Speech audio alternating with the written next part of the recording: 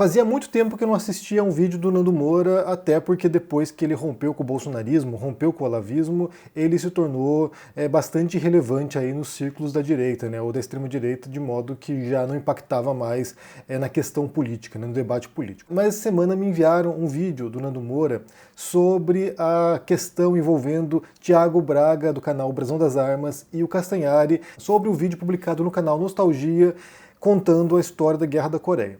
E aí o Nando Moura fez um vídeo falando aqui, né, sobre como o vídeo do Thiago Braga já tinha mais visualizações do que o do Castanhari, mesmo pensando na proporção aqui dos canais, né, quantos inscritos tem um, quantos inscritos tem outro. E aí ele fala que o Thiago Braga será perseguido agora pela esquerda porque ele furou a bolha, ele conseguiu visibilidade, assim como ele, Nando Moura, sofreu destruição de reputação, foi perseguido e etc e tal, né? Como se o próprio Nando Moura não fosse alguém que fez isso durante um bom tempo contra muita gente, né? Ele tinha um canal na época, que a gente fala 2018, que era o maior canal conservador do Brasil, era o maior canal extremista que tinha na internet na época, e ele usava a sua audiência para atacar pessoas, incluindo a mim também, né? Ele mandou muita gente contra mim aqui no canal, mandou muita gente para me difamar, mandou muita gente para me atacar aqui, incluindo até o meu próprio filho, que na época tinha uns 6 anos, que ele fez um comentário lá na aba comunidade deles, e os próprios seguidores dele ficaram revoltados, falando, pô, Nando, aí não, né? É uma criança, né? Tem 6 anos de idade, aí não, né? Daí ele foi e apagou.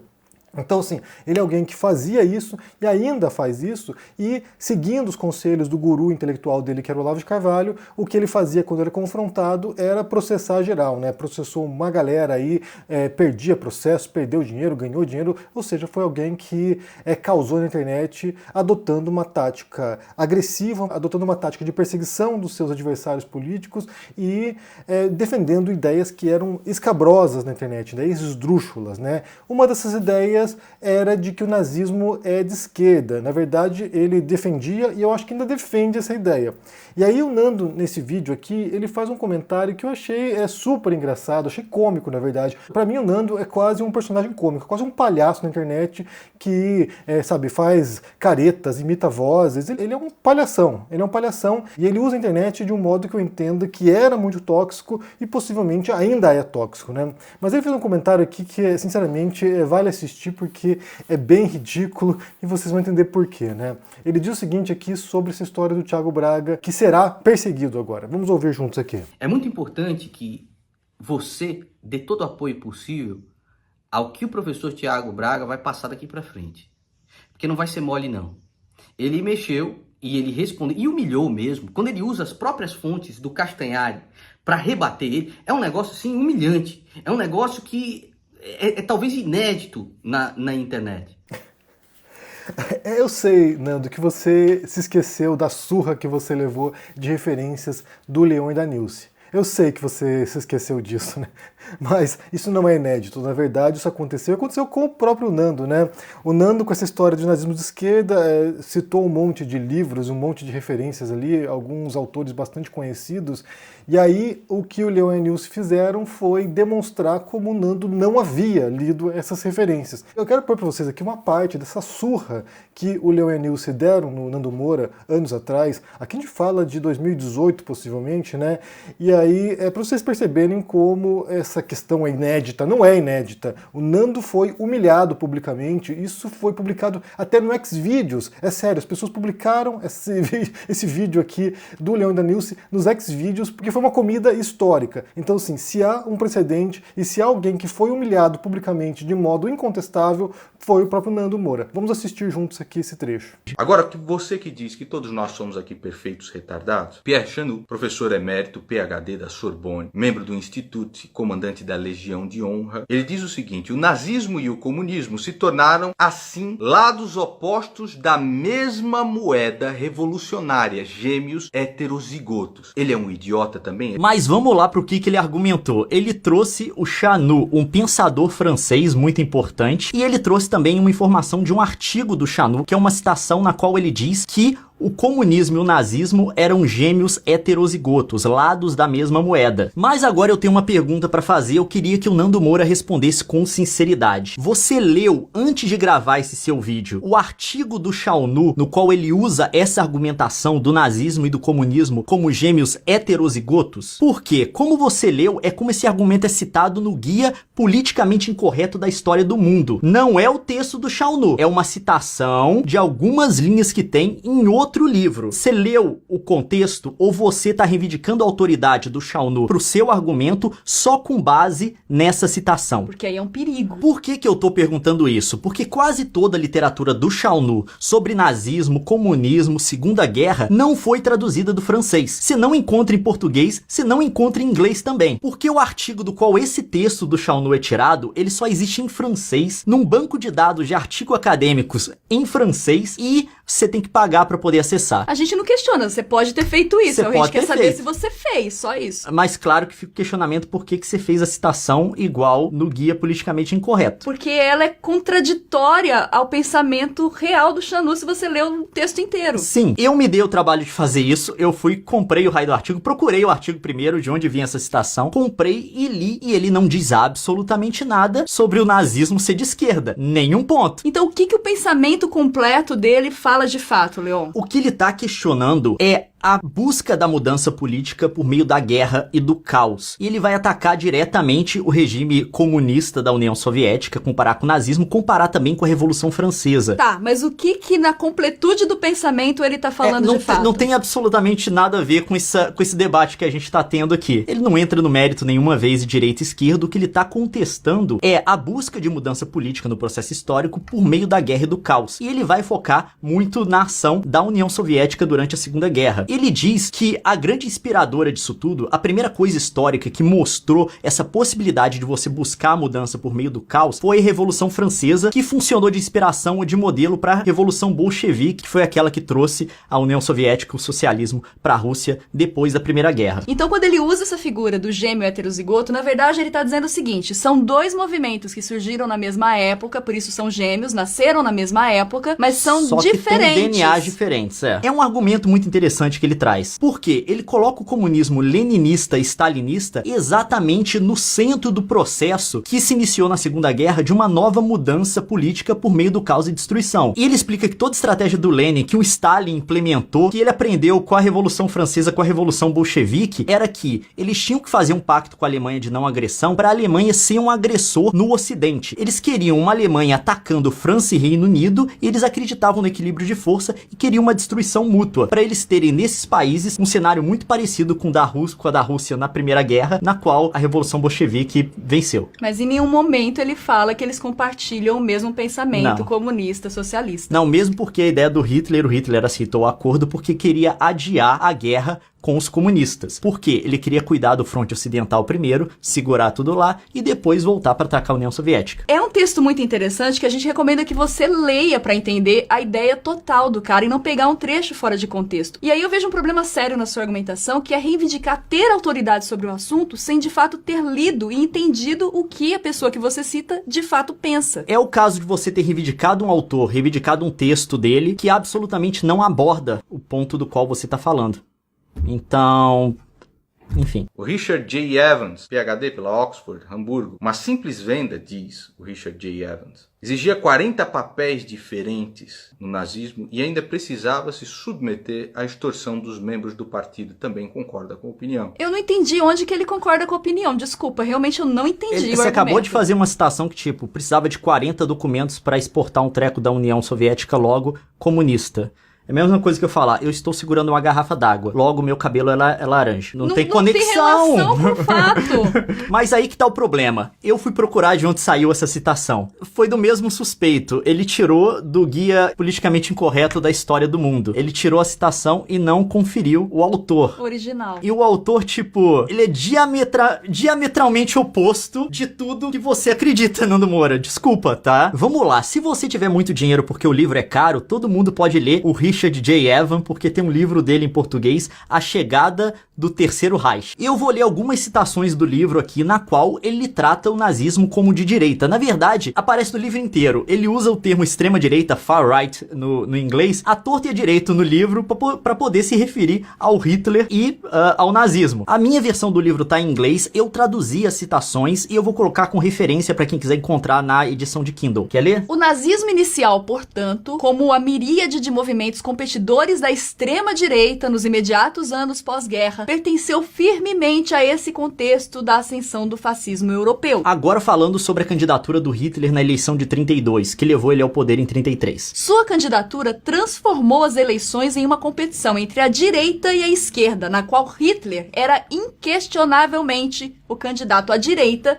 o que fez Hindenburg extraordinariamente, incrivelmente, o candidato à esquerda. E agora falando sobre o aspecto cultural do nazismo, aquela coisa de cultura degenerativa, enfim. Os nazistas não eram o único partido na direita a sentir que esta grande tradição estava sendo minada pelo modernismo musical da República de... o que é isso? Weimar. O qual eles atribuíam do seu jeito bruto, usual, a subversão judia. Então, tipo, a gente citou só algumas e são as citações pequenas, porque a gente quer ficar lendo um monte. Mas no livro, como eu disse, à torta e à direito, ele se refere ao nazismo como direita, ao nacionalsocialismo como direita ou como extrema direita. Far right é o termo que ele usa. Mas não é só isso. Tem mais coisa do Richard J. Evans, que é o seguinte. Tem um vídeo de 15 minutos no YouTube, 14 minutos dele num programa de rádio, comparando o Hitler ao Trump. Aí ele fala coisa tipo isso. His attacks on the judiciary, the legal system, the media, they have some echoes too of the Nazi era. Yes, you can see echoes there. I mean, so neither Hitler nor Trump, I think, have any respect for the established institutions of the state. A gente vai deixar o link aqui pra você ver tudo que ele tá falando, tá? Tá em inglês, mas se você fala inglês, você não vai ter problema com isso. Mais uma vez, a reivindicação de autoridade de um autor, e dessa vez não é o caso do outro que não tocou no assunto. Esse reivindica o exatamente oposto. Então... é como se eu dissesse, eu gosto de chocolate, e o Leon dissesse pra vocês, a Nilce não gosta de chocolate. Foi basicamente isso com o Richard J. Evans agora. O Richard Overy, PhD em História pela Cambridge, escreveu o livro The Dictators, tá? Fellow of the Royal Historical Society, Fellow of the British Academy, Fellow do King's College. Ele também concorda com essa opinião. Ele é um retardado também, ele é um terraplanista. Ele diz, um dos elementos ideológicos fundamentais é a ciência econômica para o socialismo e a biológica para o nazismo. É o seguinte, em relação a esse autor, eu não sei de onde ele tirou essa citação. Não foi do guia politicamente incorreto sobre a história do mundo, tá? Eu não encontrei, então não tem como eu comentar porque eu não sei o contexto. Ele pode estar tirando de contexto, como tirou a citação também do Shaunu que a gente falou no início. Ouça de novo esse trecho do que você fala. Um dos elementos ideológicos fundamentais é a ciência econômica para o socialismo e a biológica para o nazismo. Não faz sentido, não o tá ponto. fazendo sentido. Você não tá Provavelmente, confrontando. se isso é uma citação de fato, a frase deve ser maior e deve ter algum sentido aí. Mas o jeito que foi dita... Mas é o seguinte, se você der uma olhada no livro que você mostrou aí, no The Dictators, Os Ditadores, pode ser meio confuso porque ele se refere à direita na Alemanha como nacionalistas, a extrema direita do Hitler. E ele se refere aos comunistas como marxistas ou comunistas mesmo. Mas ele não usa muito o termo direita, mas de vez em quando ele solta a direita nacionalista. Dá uma olhada no livro, é o termo que ele usa. E não só isso, o próprio Richard Overy fala que comunismo e nazismo são duas coisas diferentes. But I think I want to make it clear right from the start that I don't think of communism and Nazism as the same thing.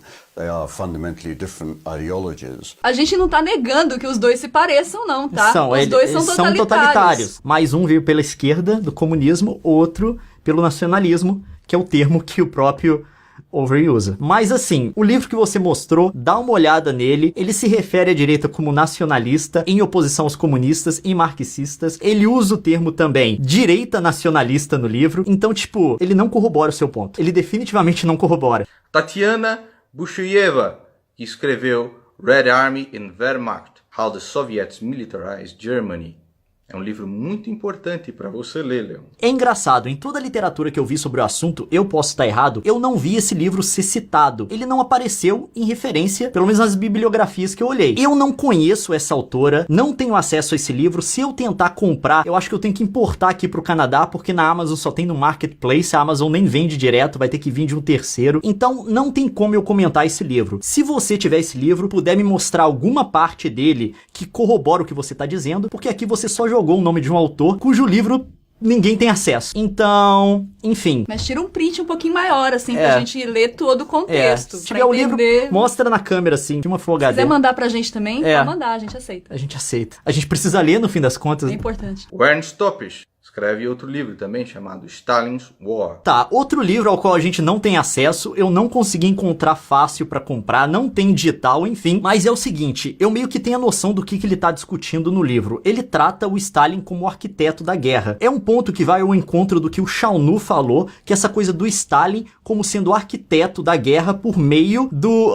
pacto Ribbentrop-Molotov, que é basicamente soltar... É o pacto de não agressão, tá? A gente falou que não ia ter palavrão nesse vídeo. É o pacto de não agressão da União Soviética, que tipo assim, que era a ideia de soltar os cachorros nos outros países pra causar caos. Eu acho que ele passa por isso, mas até onde eu sei, ele não faz em nenhum momento o argumento que o nazismo seja de esquerda. Eu precisaria ver isso no livro. Importante. O grande culpado, plano de Stalin para iniciar a Segunda Guerra Mundial, do Viktor Suvorov. Esse Viktor Suvorov fala uma coisa parecida, só que diferente com o do autor anterior. Para ele, já tinha um plano soviético, até onde eu sei, para atacar a Alemanha em 41. Mas tem um porém, uma coisa que você tem que observar é que ele não é um especialista na área. Ele é um cara normal que decidiu escrever um livro de história. Tipo, ele não estudou história. Ele não estudou, não tem formação em historiografia e tal. Não é demérito pro cara, o livro dele pode ser uma leitura muito interessante, mas é bom tomar aí com uma dose de sal. Ter isso em mente quando você for ler as coisas que ele escreve. Porque academicamente ele não é um livro trabalhado na academia. Ele não é um... Você já leu esses livros, Leon? Bem, acho que eu disse que eu li e que eu não li, né? Você já leu esses livros? Leu esses livros? Você ter citado o Richard J. Evans. Mas você não pode ensinar aquele que não quer aprender, não é mesmo, Leon? Chegamos em um ponto em que nós concordamos. E o fato é que não há nenhuma referência séria, nenhum grande intelectual, nenhum grande pesquisador do nazismo, até onde eu saiba pelo menos, que defenda a tese ridícula e esdrúxula que o Nando Moura defendia, e como eu falei, ainda defende possivelmente, de que o nazismo é de esquerda, porque daí eles querem colar, né, os piores atributos que existem num sujeito, nesse caso de extrema-direita, como o Hitler, né, como alguém alinhado a ideais de extrema-direita da época, eles querem colar essas atrocidades a outras atrocidades cometidas por políticos, por figuras, por regimes de esquerda. E aí é o que o Leon e a Nilce dizem nesse vídeo. Você tem movimentos autoritários de esquerda e você tem movimentos autoritários de direita. E tentar fazer esse vínculo, tentar colar essas duas coisas, é um esforço desonesto e factualmente incorreto, e é um falseamento da história. É de você tentar passar pano para o seu lado, extrema-direita, direita autoritária, para tentar colar isso em outro grupo, que também tem uma esquerda autoritária, que também tem uma esquerda, sabe, intransigente, que também tem uma esquerda que, em alguns casos, houve regimes bastante brutais. Então, assim, a questão aqui é de compreender distinções básicas e se fiar nos trabalhos de pesquisadores sérios, coisa que o Nando até fez, né? Ele até usou referências sérias, mas para dizer o oposto do que essas referências diziam. E aí, o que o Leon e o Nilce fazem aqui nesse vídeo, como vocês perceberam, é mostrar como aquilo que ele diz não se fundamenta nas referências que ele está citando. E esse é um problema metodológico básico, né? É claro que no caso do Nando, ele não tem formação em nada, ele não é, sabe, não é historiador, não é nada, e aí é claro que isso vai dando aí uma liberdade de ir pensando as coisas a bel prazer para defender a agenda dele. Mas é aquela coisa, relembrar é viver, e aqui a gente tem essa surra que o Nando levou do Leon e da Nilce, que ele jamais perdoou os dois por causa disso, né? De tempos em tempos voltava para tirar sarro, e como eu falei, o Nando Moura é um palhaço, né? É um palhaço virtual, e ele ficava imitando lá o Leon, ficava imitando a Nilce, fazendo piadinha, ficava fazendo sarcasmo infantiloide dele, que é uma tática, inclusive, da extrema-direita brasileira, né? Esse humor de quinta série que é engraçado pra turma do fundão lá, pros bullies do fundão, mas que na vida real das pessoas adultas cai muito mal. Bem, me diga o que vocês pensam aqui sobre essa surra do Nando Moura, se vocês lembravam disso, né, que foi talvez uma das maiores humilhações da história do YouTube brasileiro. Sinceramente, isso aqui foi legendário mesmo, e até hoje o Nando não engoliu isso, e até hoje ele não aceita que ele estava errado nessa questão. Como ele mesmo diz ali, algumas pessoas não querem aprender. Bem, diga o que vocês pensam aqui no comentário, deixa o joinha, se inscreva no canal aqui ativando o sininho, isso é muito importante para ajudar aqui no engajamento. Se torne um membro para dar uma força e se cuide por aí. Um forte abraço e até mais. Tchau. A gente tem uma bomba para vocês. O melhor professor da New York University, o cara que foi eleito um dos 40 maiores professores de administração e negócios do mundo, Adam Alter, vai nos dar uma aula dia 7 de julho, às 8 horas da noite, para nos explicar o que está por trás desse vício em tecnologia que virou uma pandemia mundial e transformou 5 empresas naquelas que controlam quase que toda a economia do mundo. Se inscreve agora para aprender com Adam Alter.